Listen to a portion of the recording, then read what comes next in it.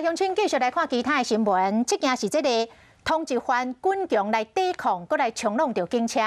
新北市新店的警方跨区到永和，要来抓一个通缉犯。这个警方是使2台的侦察车，把这个通缉犯的车前后甲包围，搁压请险伊就落车。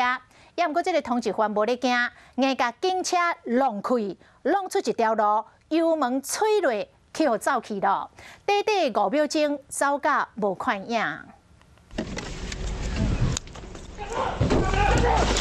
阮救护车请举出来时，使白色轿车这通缉犯油门站落，赶紧要走，监视器画面有去翕到，警察车是前后包围嫌犯，阮救敲窗仔门，爱伊停车，这时车内查某人先驶倒退，发现讲有芳尔，前后较无5秒钟时间，直接就弄过。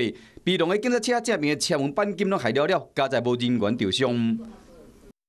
痛啊！就车撞到车的声音。新闻不是有爆出来吗？我们才知道哦，原来这个事情是这样。下来过，5、6个人要下来，然后有男有女，然后那个台车很神勇，就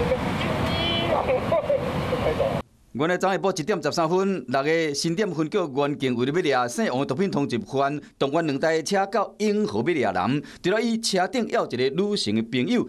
警方看司机成熟要抓人的时，说好对方塞车走去。事后，这名王姓通缉犯是把轿车弃置在1.5公里外的中山路2段巷弄停车场内，逃逸无踪。